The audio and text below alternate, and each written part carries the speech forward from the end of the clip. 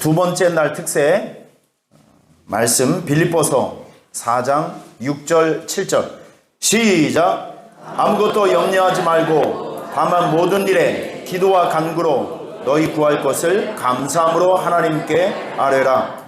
그리하면 모든 지각에 뛰어난 하나님의 평강이 그리스도 예수 안에서 너희 마음과 생각을 지키시리라. 오늘 이 말씀을 가지고 걱정은 암을 만들고 기도는 길을 만든다. 한번 따라해 보실래요? 걱정은 암을 만들고 기도는 길을 만든다. 이건 공식처럼 외우고 살아가셨으면 좋겠어요. 어제 집사님으로부터 전화를 받았습니다. 본인이 원하고 바라는 이 자녀가 좀 이렇게 합격이 됐으면 좋겠는데 불합격됐다는 소식을 저에게 전해 왔어요. 목회를 하면서 늘 좋은 소식이 들려주면 얼마나 좋을까요? 목사님 저 합격했습니다. 목사님 저 살이 빠졌습니다. 기도하고 원하던 대로 됐습니다. 뭐 이런 소식, 병이 깨끗하게 나았어요. 뭐 이런 소식을 들으면 얼마나 좋을까요? 참 난처했습니다. 제가 그분이 오랫동안 기도한 걸 알거든요. 근데 저는 그 전화를 듣고 이런 생각을 해봤어요. 성숙한 신앙이 뭘까요? 성숙한 신앙. 이게 우리의 현실입니다. 성숙한 그 신앙이라고 하는 것은 내가 원하고 바랬던 것들이 잘 안 되어도 하나님을 원망하지 않고 그래도 지금 나에게 주어지는 그 일상을 하나님께서 나에게 주신 것으로 아프지만 받으면서 원망하지 않고 배신하지 않고 내가 걸어가고 있는 이 길을 뚜벅뚜벅 걸어가는 거, 이런 게 성숙한 신앙이 아닐까요? 동의하시는 분 아멘? 저는 우리 교회가 이 지역에서 55년째 버티고 있잖아요. 제가 늘상 얘기하지만 우리 교회는 화려하거나 뭐 다른 사람에게 보여줄 수 있는 그 외적인 것들은 많이 떨어집니다. 하지만 저는 우리 교회가 가지고 있는 크나큰 장점이 무엇이냐면 55년째 이 지역에서 버티고 살아가고 있다는 거. 저는 이게 큰 장점이라고 생각합니다. 저는 목회를 하며 인생을 살아가면서 늘 제가 염두에 두고 있는 말이 있어요. 한번 따라해 보실래요? 가다 보면, 하다 보면, 견디다 보면, 이거예요, 이거. 특별한 것이 없어도, 바라고 원하는 것들이 막 척척 되어지는 일은 없어도, 가다 보면, 그럼에도 불구하고, 가다 보면, 하다 보면, 꾸준히 견디다 보면, 그 과정에서 하나님의 때 우리가 바라고 원하는 것들이 좋은 열매로 우리에게 돌아오는 것을 믿으시기를 축원합니다. 아멘.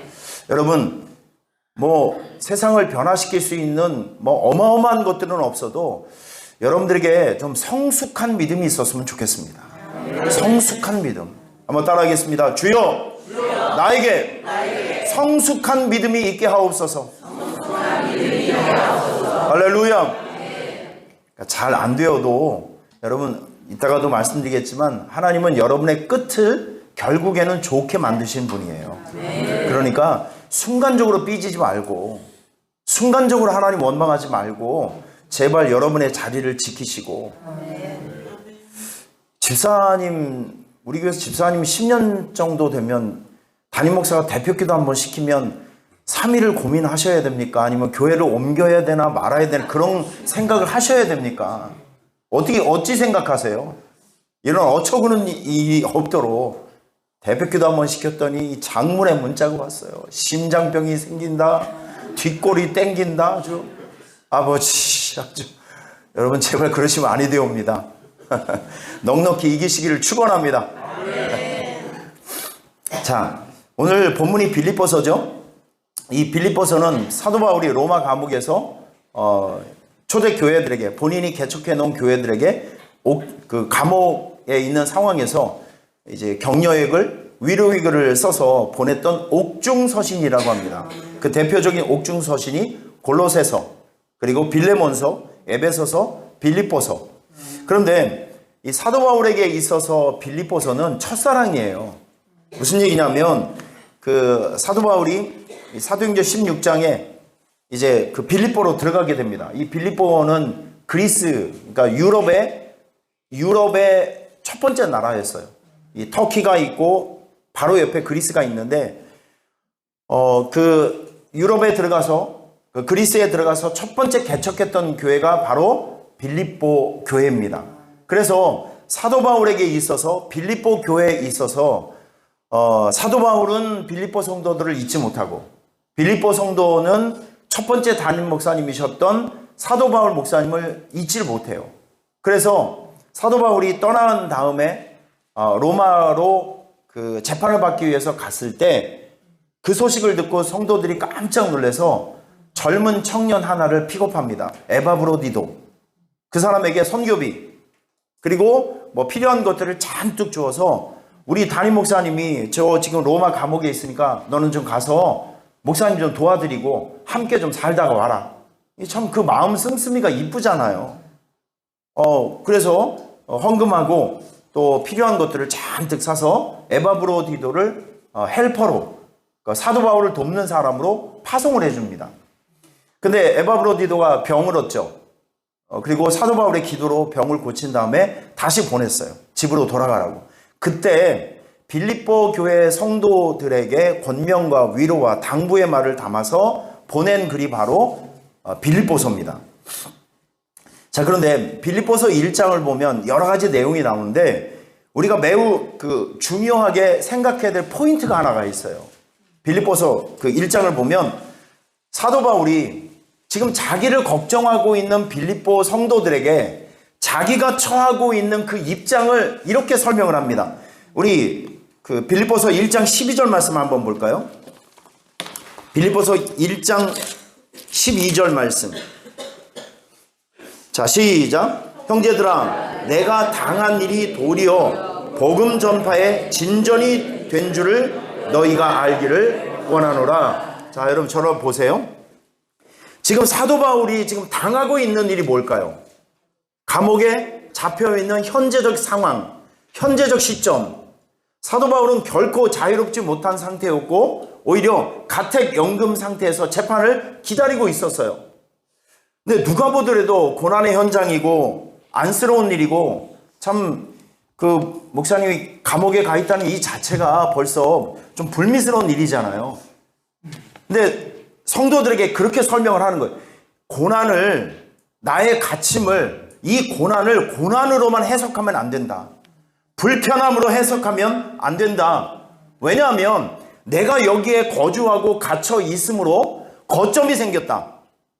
로마 사람들에게 복음을 전할 수 있는 거점이 생겼다. 지금 나의 갇힘과 이 고난은 하나님의 정밀한 선교 전략이다. 여러분, 여러분의 그 고난을 해석을 잘하면 하나님의 축복이 보입니다. 여러분들이 그런 눈이 생겨지기를 축원합니다. 사도 바울에게 있어서 사도 바울이 이제 계속 설명을 한 우리 13절, 14절 말씀 한번 보실래요? 13절, 14절 그 내용이 나옵니다. 시작. 이러므로 나의 매임이 그리스도 안에서 모든 시위대 안과 그 밖의 모든 사람들에게 나타났으니 형제 중 다수가 나의 매임으로 말미암아 주 안에서 신뢰함으로 겁없이 하나님의 말씀을 더욱 담대히 전하게 되었느니라. 아멘. 거점이 생긴 거예요. 사도 바울이 그 거점, 지금 옛날은 우리가 생각하는 그런 감옥이 아니라 집을 하나 얻어서 재판을 받을 때까지 그 집에 밖을 못 나가지만 거기에 살면서 재판을 기다리고 있는 상태였어요. 그러니까 사도 바울이 로마 한 중심 복판에 들어가서 많은 사람들을 이렇게 대하면서 그 거점을 이용해서 복음을 전할 수 있는 선교 기지가 형성이 된 것입니다. 그로 인해서 많은 사람들에게 복음을 전할 수 있었고 거기에서 그리스도인을 만들 수 있는 좋은 기회가 되었다는 것이죠. 여러분, 바로 이런 것입니다. 빌립보 성도들은 로마에 갇혀있는 사도 바울을 보면서 너무 안타까워했고 속상해했습니다. 불안해했고요. 여러분, 그런데 사도 바울은 우리에게 새로운 시야를 지금 열어주고 있는 장면입니다. 지금 여러분들이 불편한 상황들이 있으실 거예요. 질병이 찾아와서 잘 되지 않아서 어려운 일이 막 생겨서 여러분 이런 잘 되지 않는 일들, 여러분의 고난을 그냥 고지고대로 눈에 보이는 것처럼 고난을 고난으로 해석하시면 안 됩니다. 이렇게 한번 생각을 해보시죠. 지금 여러분에게 있는 그 못된 고난들, 어려운 일들, 여러분을 지금 공격하고 있는 것들은요, 새로운 도약을 만드는 과정이다. 여러분 이 수준 높은 말을 좀 이해하셔야 됩니다. 새로운 도약을 만드는 과정이다. 더 좋은 것을 주시려는 하나님의 계획이다. 나를 더 유익하게 만드시려는 하나님의 축복의 전략이다. 이렇게 좀 해석을 하시면 지금 여러분의 불안한 마음과 그 상한 마음들이 위로를 받을 수 있을 것 같아요. 요셉, 우리가 그 대표적으로 요셉, 그가 처하고 있는 13년의 그 노예 생활과 감옥 생활은 누가 보더라도 그건 참 억울한 일이죠. 하지만 그 13년의 시간이 있었기 때문에 어느 날 갑자기 하나님께서 죄수를 그 이집트의 총리로 픽업을 하지 않습니까? 끝까지 한번 가봅시다. 하나님은 우리 인생의 끝을 결국에는 좋게 만들어 주시는 분이세요. 믿습니까? 그러니까 순간적으로 여러분에게 지금 있었던 뭐 안 좋은 일들, 예상치 못했던 불행한 일, 이런 거는 그냥 스치고 지나가는 과정이에요. 거기에 목숨 거시면 안 된다니까요. 한 발, 두 발, 뚜벅뚜벅 걸어가다 보면 진짜 하나님의 계획이 나타나는 순간이 있을 것입니다. 조금만 참으세요. 조금만. 제발 삐지지 말고. 나는 그냥 이놈의 섭섭마귀가 제일 무서워 아주 그냥. 잘 극복해 주시길 바랍니다. 빌립보 성도들에게 사도 바울이 계속 얘기를 하는 거예요. 그 주요 골자가 무엇이냐면 너희들은 하나님의 자녀답게 향기롭게 살아가라. 세상에 살면서 우리 오산수축교회 성도 여러분, 세상 밖에 나아가서 향기로운 언어를 사용하시길 바랍니다. 향기로운 삶을 살아가시길 바랍니다. 악취를 풍기지 말고요. 저 사람을 보면 그냥 아우라가 있어. 뭔지 어떤 사람을 보면 그냥 뭔가 나오는 사람이 있죠. 그런 사람 봤어야 알지, 세상에. 그 딱 보면 분위기가 나오잖아요. 말 안 해도 저분은 예수 믿는 사람, 말 안 해도 저분은 장로님 같으신 분, 이게 뭐 좀 나오잖아요. 그렇죠?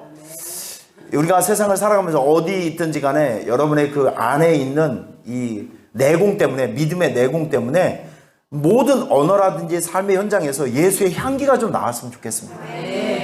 어디 가면 맨날 싸움닭처럼 그냥 들이대고 욕먹지 마시고 항상 여러분의 신분을 잘 기억하시면서 항상 깔끔하고 인간관계도 깔끔하고 어디 가면 밥 한 끼라도 먼저 한번 사고 맨날 얻어먹지 말고요.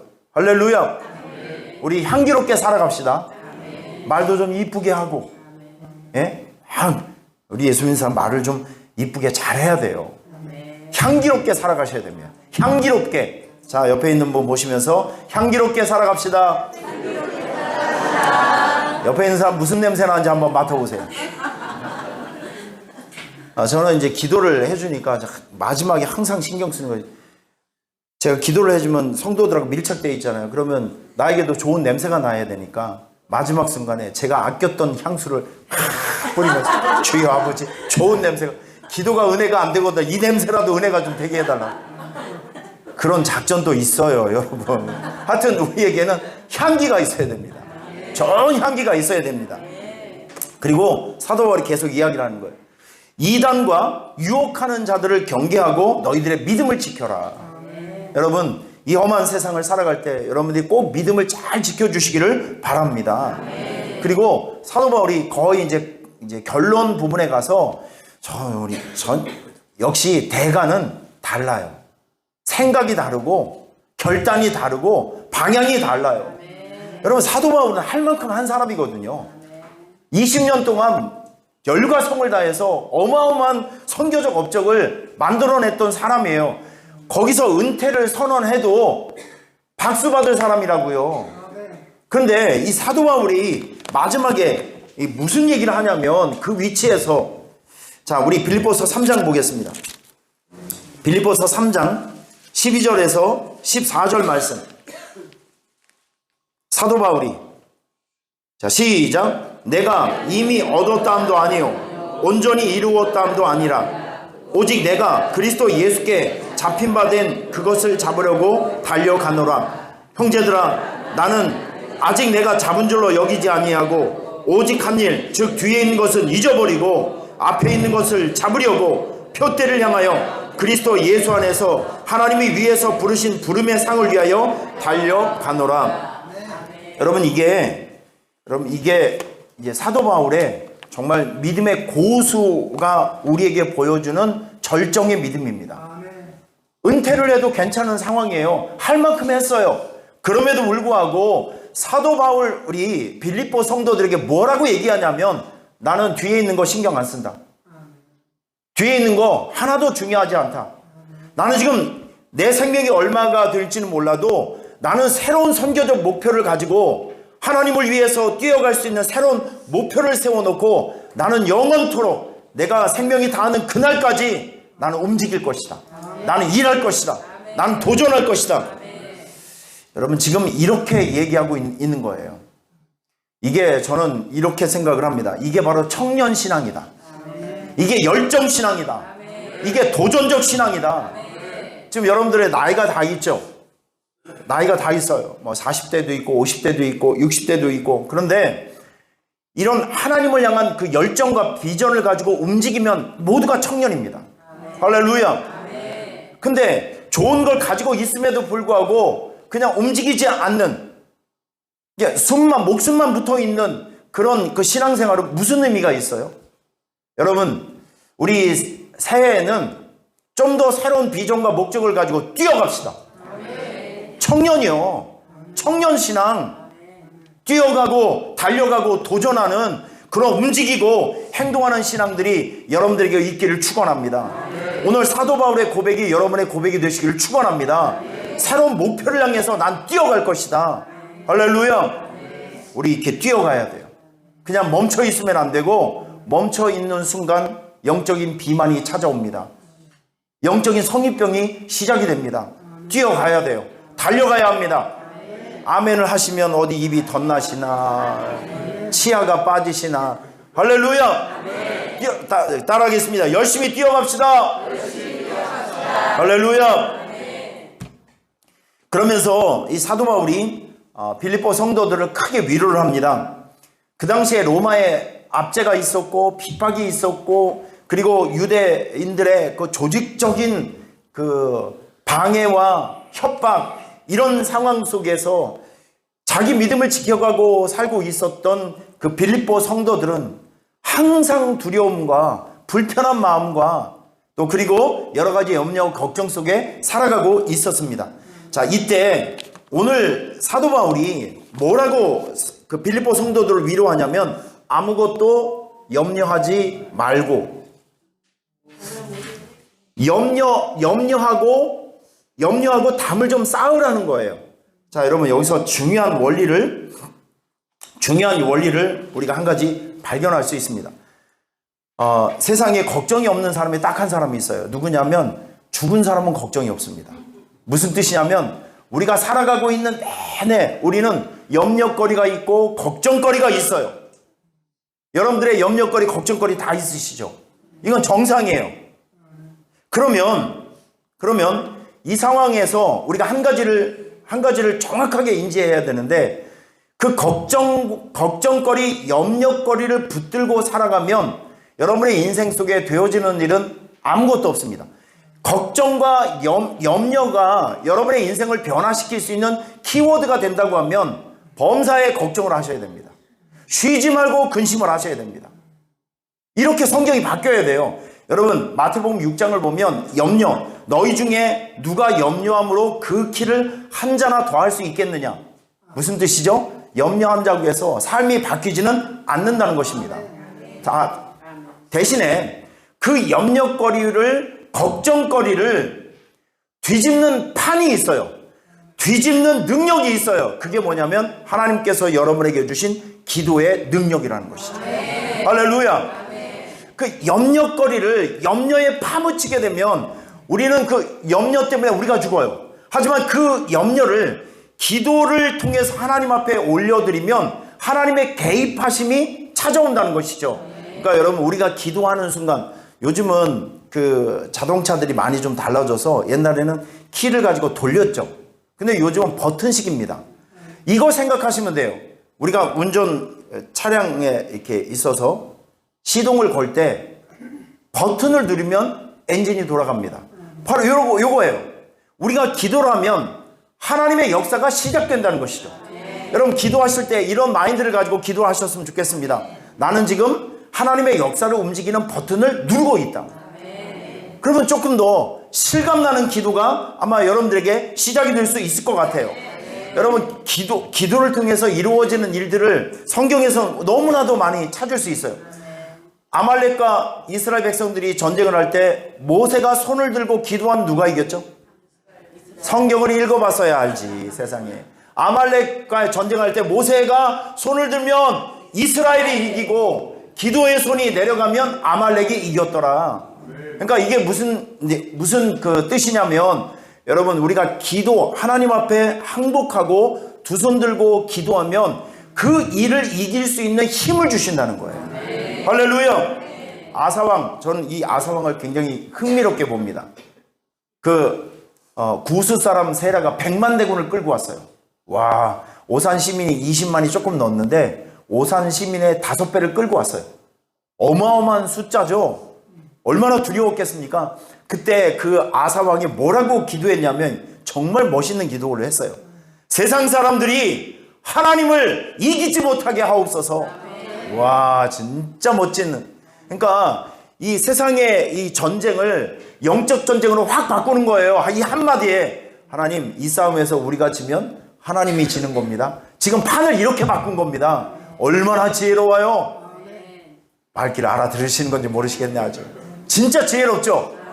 아사왕이 그런 사람이었어요. 그러니까 하나님께서 그 기도를 들으시고 즉각적으로 개입을 해서 하나님께서 판을 바꾸어 주십니다.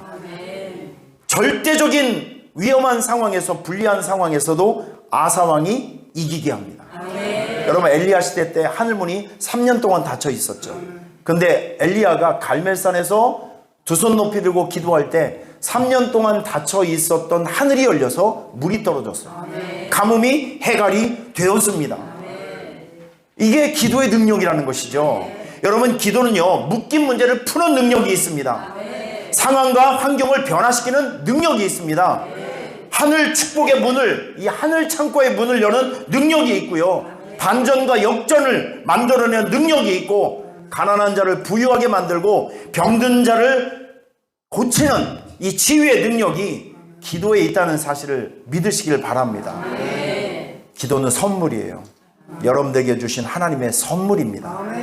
오늘 이 한 해를 마감하면서 다시 한번 여러분의 인생 속에 기도의 능력과 불을 집어넣고 이 기도의 능력과 힘을 붙들고 새해 이 영적 본능을 가지고 날마다 기도 가운데 승리하는 삶을 만들어 주시기를 주님의 이름으로 부탁을 드리겠습니다.